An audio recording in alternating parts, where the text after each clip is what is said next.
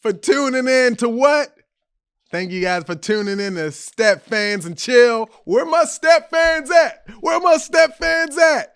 This is the morning show with the late night feel.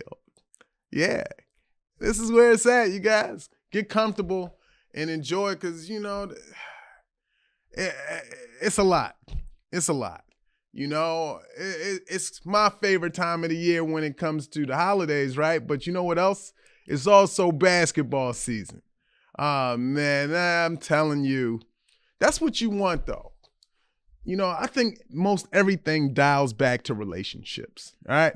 And what you want to do this with the homies, but that's something you do when you're young. You get older, you just want to watch the game, chill with a girl who can, hook up some tacos, And I think it's important in every sport, in every relationship, you guys need something that you guys can do together.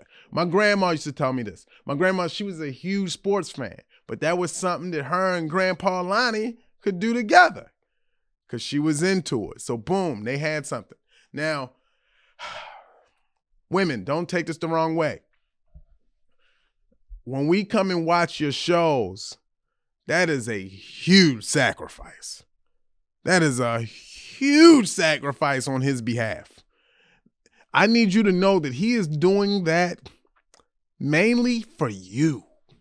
And you should thank him, even though you're like, but he likes it.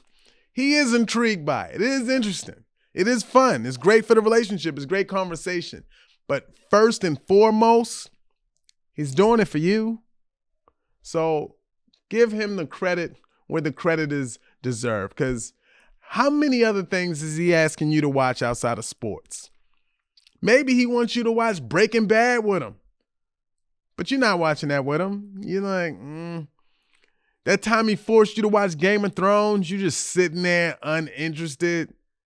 But when it comes to your show, he's asking questions. He's having you pause it. He's like, what? So those of you that go on out and go out of the way to watch something with your partner, that is incredible. And you should. Find a sports team. Find a new sport that you guys can explore together. These are healthy tips to make love last, because that's what I want. I want love to last. Now, let's hop into this. As usual, you have trusted me. Those of you that have written in with some relationship stuff, I have answers. And the reason that I'm qualified is because I've struggled. I have. And I've figured a lot out. And I haven't figured it all out, but I figured some of it out. So you could throw questions in the comments. I might be able to help you there. I've done a lot of research, okay? I've done a lot of reading. I've done a lot of relationships. And I think after a while, you should get it unless you don't want to get it, which is true too. All right, let's see. Mike, my husband and I are in our mid-40s and have been married for 15 years. Hey, that's the time when you're supposed to coast. All right, that's the time when you should be in the second house. 15 years, the kids are older, they're a little crazy, but you guys can focus on each other. You probably have your own hobbies. You do some things. He does his own things. You guys meet in the middle. It's a grand time. 2 kids, 14 and 11. A little younger than I thought, but people start later. A couple of years ago, our senior dog died. Sorry to hear that. Pets are part of the family. Since then, we've talked about getting another dog, but maybe when the kids graduate high school. Dogs are a huge commitment, as we know, and I have no time. Kids' activities 7 nights a week, and I work 2 jobs, 50 hours total. My husband has a full-time job too, but works from home 3 days a week. All right. What's the problem? Ooh, here comes the problem. Yesterday, I came home to a quote surprise. A puppy. What? Oh no. I felt angry because I made it clear I did not want a dog. The kids were all excited. He said it was my birthday gift. Listen, people, pets are not gifts, okay? They're cute. They're game changing. They're amazing. I love animals, but pets are not gifts. They are responsibilities. Pets require the same effort it does to take care of a human. You can't leave your kids in the backyard, but I don't even think you should leave your dog in the backyard like that. Pets are not a gift, all right? So don't show up with no ducks. Don't show up with no parrots, cats and dogs. Surprise! Yeah, surprise is going back. And see, here's the problem. She said it. The kids were all excited. So no one wants to get the kids excited. And then you got to pull it away. And then they hate you forever. Like, this is my favorite dog. And you're like, you don't even know it. You just met it. He said it was my birthday gift. I pushed back and said, dogs are a family decision. You are correct. And I felt that he disrespected me. He did. This is a conversation you were supposed to have, and no surprises on this. He flew into a rage, threatened separation, and spent the night elsewhere. All right. We're about to take a whole nother direction I didn't even see coming. All right? All right? But there's reason I'm saying this. You do need to have this talk. You and your husband need to have this conversation. But now you need to dial in and find out, is there any animal trauma that he has connected from his childhood? Maybe something happened. Maybe he was without a dog too long for a certain reason.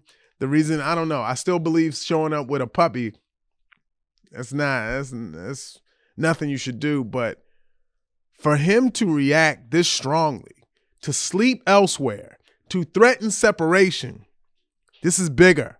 Have you denied him something recently? I don't know, something he wanted to do? This is way deeper. For him to leave the house over not wanting a puppy, there's more to this. Let's read. Maybe you share. He came home today, and I apologize for suggesting he got the dog because he wanted it rather than a heartfelt gift. Okay, you left that part out. Yeah, you said your little comment. People, you gotta be careful what you say in these relationships with these words. Words really hurt. And you know the sick part about words? Often, you never forget. So when somebody says something just lethal, even though you may not address it, it's always there. It is a wound. So you can't just throw out stuff thinking that, I just said it. It's nothing. No, it's heavy and it's a lot. I told him he needs to return the dog. Am I horrible? Well, let me tell you, I don't believe you're horrible. Your kids are going to believe you are. Now, they're going to get over it eventually. They're kids, hopefully. This is probably what happened to your husband.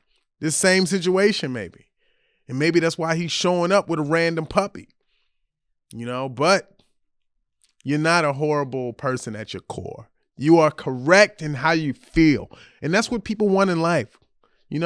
People want validation. I want you to understand you are not. However, that doesn't mean that children, you know how dumb kids are. They don't know anything. That doesn't mean they're not going to look at you a certain way. And if you want to cure that, buy them, buy them some socks or something.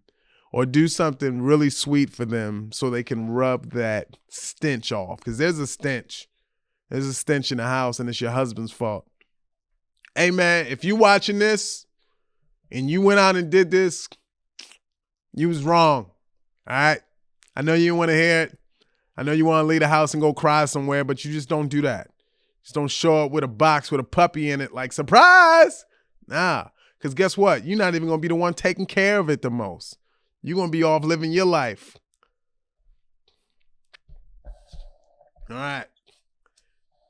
Ooh. One more sentence. This is a key sentence. He mentioned separation again and that I treat him like shit. Well. Woo. It sounds like you guys have other issues. And you should address that. All right. Another writer. Mike, my sex life with my boyfriend of 2 years is becoming non-existent. He finally admitted to me that it's because of my weight. I'm hurt. But are my feelings valid? Ooh, this is a tough one. Ooh, boy. For this one, I'm just going to read before I insert any feeling. I've been with my boyfriend for 2 years. We first met in 2015 when I was skinny. And you know what that implies, everyone. We would hang out from time to time over the years, but nothing really happened. 2 years ago, we started hanging out again. I was scared to see him because I had gained some weight. How much? But he never seemed to mind. Our sex life has become pretty non-existent, and I've been asking him what the issue is. That's tough. Because, yo, come on, we all can admit it. I don't know what your sexual preference is in life, but you know the skinny ones is cool, but them thick ones is...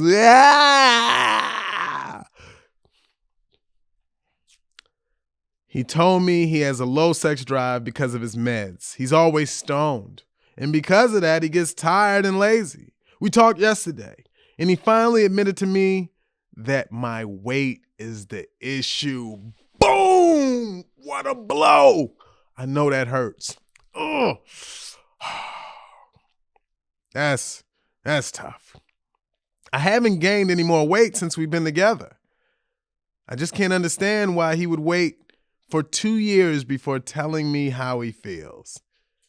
This is hard. I will keep reading. It sucks to hear that he doesn't find me attractive. Well, I'll tell you this. It does suck, but someone out there will.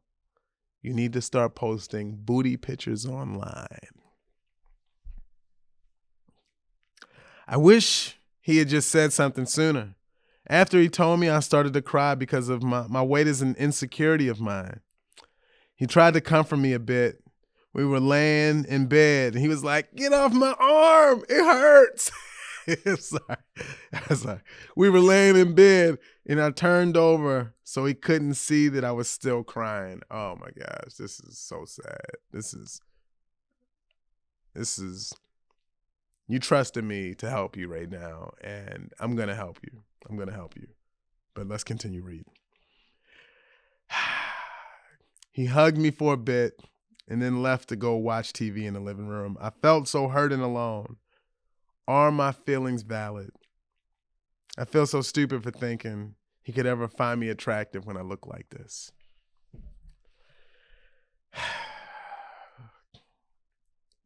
All right. This is tough.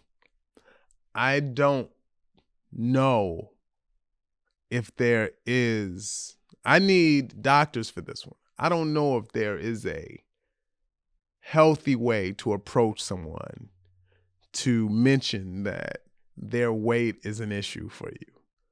I don't know it, in all seriousness, without just brutalizing their soul. That is, I've always heard that it's good for you to go in and maybe suggest that you guys get fit together and work on ways like that. But for someone to not be attractive to you because of their weight, I don't know. This is, if there was a woman, look at this. I All right, if it was me and I'm with this woman who I'm not attracted to and she can notice it because we're not having sex anymore, and it's because of her weight, I'm never going to say anything. It's just I can't. I'm not. That's not the cloth that I was cut from, that I could just tell somebody that I'm not attracted to you because of that. So I feel like you have the answer. You have it. He told you, and you should, I don't know, be grateful that you have the answer, but whatever you want to do with that, someone else out there will love you for your size. And I ain't seen you. I don't know if you 600 pound and pregnant, or if you like, I don't know, 190. I don't know what it is, because I don't have those type of specifics. But there's someone out there for everyone. I believe that.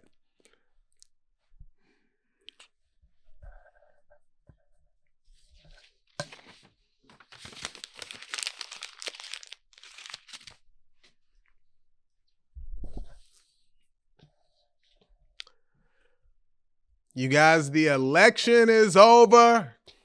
Now what? You know what I feel? Until something really drastic happens, like, I don't know, a mass shooting or somebody black gets killed, like, nobody's really gonna care. We go through news so rapidly. We just got a new president. Many of us are gonna forget in a couple weeks that we even have a new president. It's just gonna be what it is until something huge happens, you know? And it's going to. That's the way the world works. You can't say that nothing is ever not going to happen again. So something's going to happen. But I'm like, maybe we should care more. Maybe we should start, invest in ourselves, and so we don't have to feel the way we felt. Some were delighted with the election results. Some were distraught. Some are so angry. It was kind of interesting to me to see that. People posting like, whoever made this situation happen like this, don't ever talk to me again. I'm like, wow, it's almost to me an overreaction. It's just like, so, look, politics is tough, but it's going to fade away, and it's going to be the next thing. And then in 2 years, I don't know if a lot of you guys know this, but there are midterm elections that happen. I don't know if you know this. There are elections that happen at your local level that aren't, I don't know, the presidential election. Maybe consider investing more time if you want to be this hurt by the results. And maybe make an effort to change the world in your world. Because you don't have any control over, what's happening on these larger scales. You know what I'm going to do? I'm asking, because I really don't. I'm just living life. They said everybody's supposed to start making more bread now. Well, show me that bread. That's what I'm trying to get to. Yeah. I'm tired of selling out only one show. I want to sell out all 5. Show up. Maybe we need to tour. Nah, man, I'm getting ahead of myself. We'll get there later. All right. You guys. Well. One of my favorite segments. We are at one of my favorite segments. You guys know what it is. Animals be tripping. Because they do. Remember the Christmas of 1986? And you unwrap that box and you're like, what's this? And it was a red, a yellow, a green, and a blue hippo. And then you had to unzip a package of marbles and you just threw them in there. And then you had to go find 3 friends because it was just you in there alone and your parents didn't want to play. Maybe you had a sibling, but that was still only two of you, and you had to play across from each other. Unless you had a sibling that wasn't too bright, and they went to the hippo to the right, and you're like, dumbass, why would you go there? Because now it's just not linear enough for us to. Anyways, hippos. Hippos have always they've been goofy. Like when they put them in cartoons, hippos is the funny part. They're like the comedic relief. Like hippos they just chilling, man. We don't know. Are they on land or are they in water? That's what's dope about them. They kind of both. You know, they like sometimes they just pop their head up, just be glancing. You know, and hippos are really fearless. They're the third largest animal mammal. Yeah. But you know another thing about these hippos, they're unpredictable, and they are considered Africa's most dangerous mammal. Are you guys watching these videos? Are you watching the power of the clamp? The clamp of these hippos? They are just throwing a pumpkin right in the hippo's mouth, and the hippo's like, huh? And just destroying it. That's how they're like those what was that machine called in the back of the grocery store that you put the compactor? That they put the boxes in, and it just, with all that force, that's what a hippo's jaws like. They're just massive and they're strong. And they're even more dangerous when their young calves are involved. You know that hippos yawn? That's when you should be scared. You know what else they do? They laugh. A lot of people don't even know this. Hippos have a sense of humor. And if you see that, you should be afraid. Yeah. Because what happens after a hippo laughs, normally it means the hippo is about to go into a murderous rage. Hippos are killers. Here's more insight to the hippos. They have very sensitive hearing, poor eyesight, and a nervous nature, all of which contributes to this skittish and aggressive behavior. And they're ugly, and you don't think they know this? Hippos are ugly. They not getting bad ones. They out there not smashing some of the other animals that are like elegant. These things is ugly. So if you ever see a hippo, just know that they walk around with an energy of nerves and fear. People are afraid of lions, right? As you should be, and tigers. But do you know that hippos kill more humans annually? They kill on an average of 500. Because what happens, people start getting flashbacks from the Christmas of '86 when they was playing it. They run up to the hippo and bow, gone forever. Hippo murder. Now, you know how difficult that is when you're murdered by a hippo? That's why I need you to act more responsibly.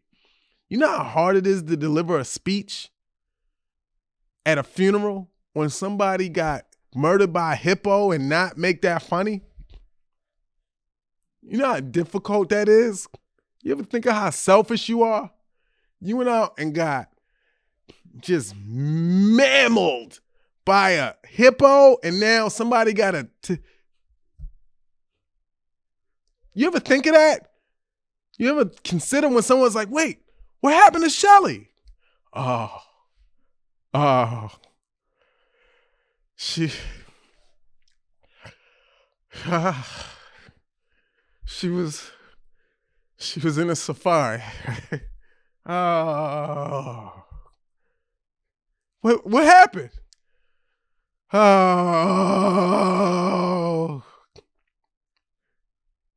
just to have to share that your family member was eaten by a hippo. what reaction do you expect? So it's selfish of you to go out there and get murdered by them. Here's a story. In the year 2005, a South African man, Marius Els, adopted a baby hippo after rescuing it from a river. I don't know why it needed rescuing. I don't have that part of the story. But everyone knows when you rescue a wild animal, you give it a year and a half and you set it free. Then it can go into the wild and get murdered and killed because it doesn't have skills. But you don't keep it. I know where the story's going. 6 years later, after years of bonding between the two, the hippo dragged him into the same river and ate him. Thank you all for tuning in to StepFANS and Chill.